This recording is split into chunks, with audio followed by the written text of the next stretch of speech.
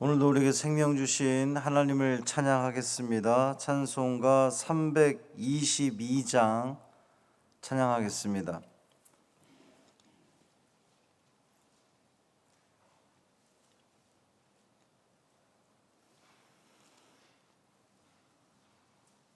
찬송 322장 세상의 헛된 신을 버리고 찬양함으로 새벽 기도회를 시작하겠습니다. 세상의 헛된 신을 버리고 하나님 이름 높여 기리세 온 천하 백성 모두 나와서 다 같이 하나님만 섬기세 세상의 헛된 우상 버리고 인간의 모든 부귀영화와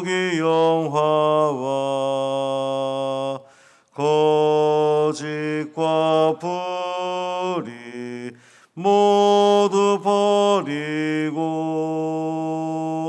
온전히 하나님만 섬기세 주님의 백성 서로 헤아려 시기와 미움 아주 버리고 하나님만을 홀로 섬기는 천국을 어서 이루어 주소서.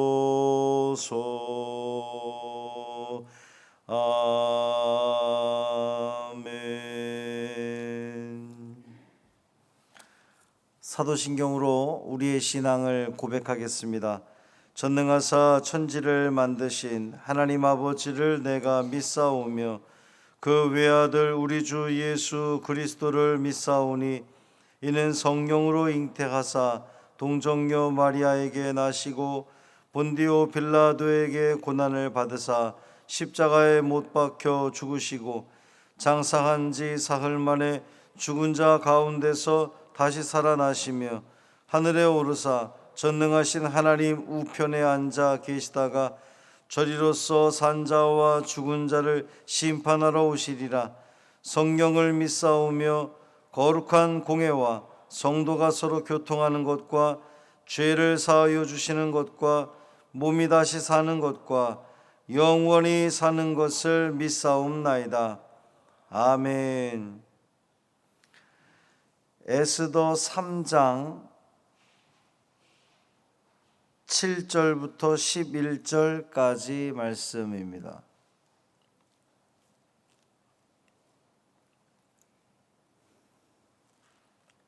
에스더 3장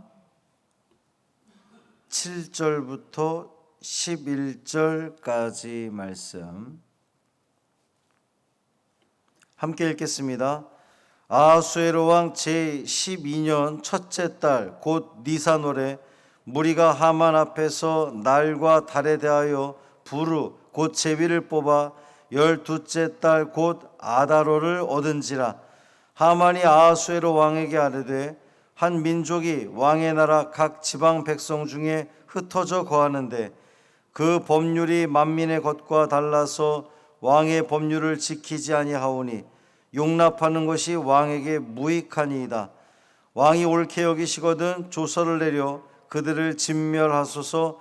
내가 은 1만 달란트를 왕의 일을 맡은 자의 손에 맡겨 왕의 금고에 드리리이다 하니 왕이 반지를 손에서 빼어 유다인의 대적 곧 아각 사람 함무다다의 아들 하만에게 주며 이르되 그 은을 내게 주고 그 백성도 그리하노니 너희의 소견에 좋을 대로 행하라 하더라. 아멘. 이 말씀은 하나님 말씀입니다. 오늘도 주님이 주시는 귀한 은혜, 풍성한 은혜 모두 누리는 복된 하루 되기를 주님의 이름으로 축원합니다. 유다 자손 에스더가 바사 제국의 왕후가 되었고, 또 아말렉 자손 하만은 바사 제국의 총리가 되었습니다. 이 총리가 된 하만에게 에스더의 사촌 오빠 모르드게가 절을 하지 않으므로 하만이 극도로 화가 났죠. 제국의 2인자인 나에게 감히. 그런데 지난 시간에도 말씀드린 바와 같이 하만이 단순히 자기에게 절을 하지 않은 것만 가지고 문제를 삼은 것이 아니라 이 민족 간에, 이제 아말렉 족속과 유다 자손 간에 이 풀리지 않는 앙금 이상인 거죠. 원래는 먼 친척과도 같은 관계인데 아주 철천지 원수가 된 겁니다. 그래서 하만은 모르드게만, 나에게 절하지 않는 저 모르드게뿐만 아니라 저 모르드게의 족속인 유다 족속까지 다 말살시키려는 계획을 세우게 됩니다. 그 계획을 세우는데 제비를 뽑아서 유대인들을 몰살시킬 날을 받기로 해요. 이제 그것은 이 바벨론 종교에 의하면 새 첫째가 되면, 오늘 본문에 보면 그 몰살할 날을 정하기 위해서 이제 제비를 뽑는데 첫째 달 곧 니산월에 제비를 뽑았다 그랬거든요. 그러니까 그 해 첫 해에 이런 신들이 내려와서 그 신들을 만나게 되면, 그 신들에게 복을 빌면 그 신들이 주는 은혜로 인해서 한 해의 모든 것이 다 이루어진다, 이런 전통, 그런 것이 있었던 거예요. 그래서 이 하만이 첫째 달 니산월에 제비를 뽑아서 유다 민족을 말살할 날을 받았어요. 근데 그 받은 날이 언제냐? 12월이었던 겁니다. 그 해 12월. 그러니까 정월에 제비를 뽑아 날짜를 받았는데 하필 그날이 12월이었던 거예요. 만약에 날을 받았는데 당장 다음 달 이런 시기였으면 이 모르드게와 에스더 혹은 이제 유다 자손들이 이 하만의 몰살 계획에 대해서 대처를 할 시간이 없었겠죠. 정말 그렇게 다 몰살당하고 말았을 거예요.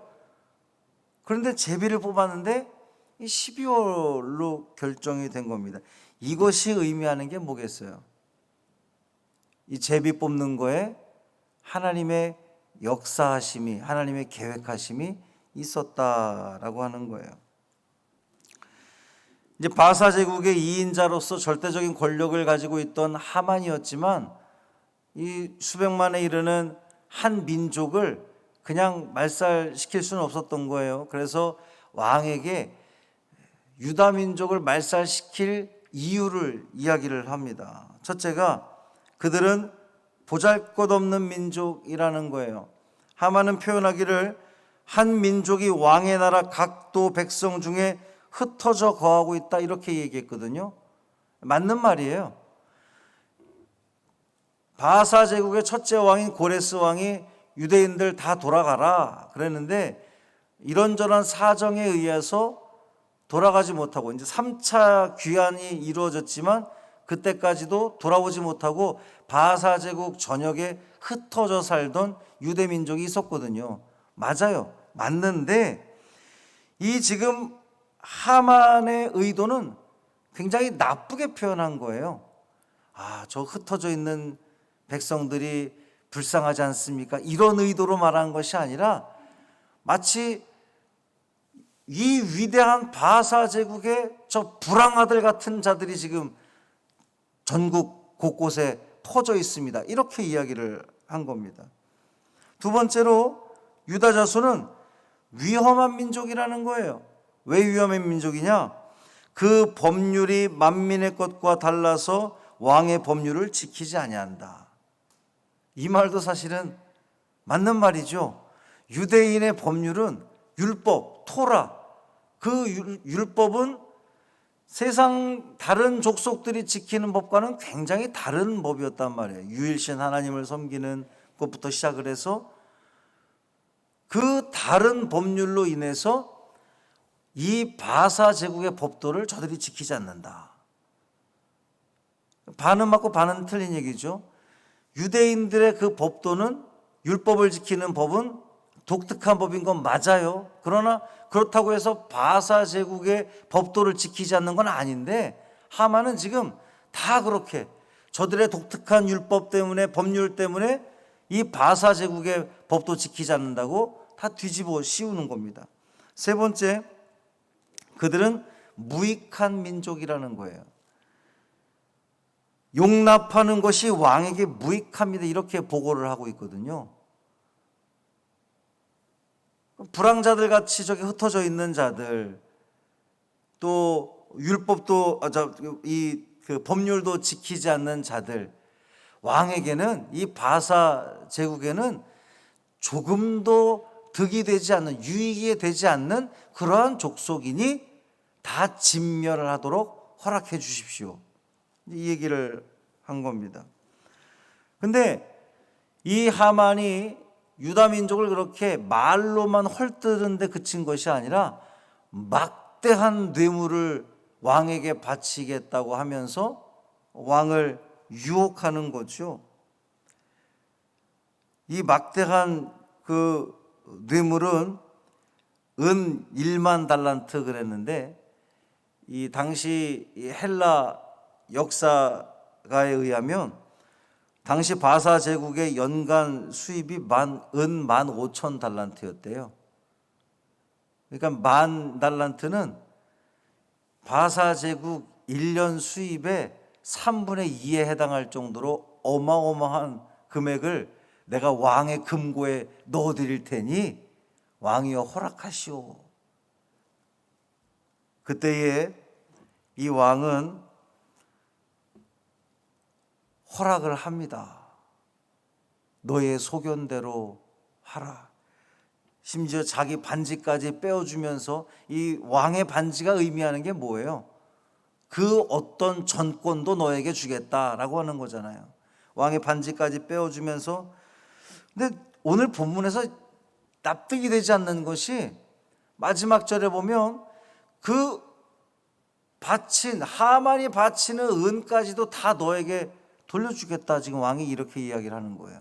그리고 너의 소견대로, 내 마음대로 해라. 이것을 통해서 아하수에로 왕은, 우리가 이제 이 에스더서를 처음 시작할 때부터 우리가 봤지만, 왕 후인 와스디를 폐위시킬 당시에도 부당한 폐위였단 말이죠. 물론 그것으로 인해서 에스더가 왕후가 되기는 했으나 인간적인 시각으로 보면 그건 부당한 폐위였단 말이에요. 아하수에로는 판단력에 있어서 온전한 판단을 하지 못하는 그러한 왕이었어요. 오늘 이 유다 민족을 전멸시키겠다라고 하는 하만의 계획에 대해서도 이것이 괜찮은 일인가, 이것이 가능한 일인가, 이것이 합당한 일인가 판단하지도 않고 그저 인간적인 소견에 따라서 내 마음대로 해라, 내 소견대로 해라, 이렇게 허락을 하는 모습인 겁니다. 사람은 이렇게 했지만 하나님은 하나님의 계획을 이루어 가시는 것을 우리는 볼 수가 있어요. 첫째, 제비 뽑는 것에 있어서 하나님께서 계획하신 겁니다. 개입하신 겁니다. 우리가 성경에서 요나서에서도 요나가 제비 뽑힐 때도 우리는 봤고, 유다를 대신해서 마띠아가 제비 뽑혀서 12제자에 들어올 때도 하나님의 계획하심과 하나님의 개입하심 속에서 이 제비 뽑는 것은 이루어진 거거든요. 마찬가지로 이 하만이 바사 제국의 전통에 의해서 제비를 뽑기는 했으나 하나님은 거기에 개입하셔서 모르드게와 에스더와 유다 민족들이 이 하만의 공격에 대해서 대비를 할 수 있는 그러한 그 기회를 열어주었다는 거예요. 뿐만 아니라 왕은 너의 소견대로 해라 그랬는데, 여러분, 이 성경에 나오는 사람의 소견대로 해서 되는 것은 없다는 거예요. 사사기 시대에 왜 그 큰 어려움들이 있었습니까? 사사기 시대의 아주 핵심적인 그러한 그 문구 중에 하나가 인간의 소견대로, 사람의 소견대로, 하나님의 뜻에 맡기는 것이 아니라 사람의 소견대로 했을 때는 그 일들은 반드시 어그러지고 만다는 거예요. 하만의 계획은 이렇게 엄청난 계획을 세우고 왕으로부터 승인을 받았음에도 불구하고 이 계획은 결국 물거품이 되고 말 것입니다. 왜요? 인간의 소견대로 했기 때문입니다.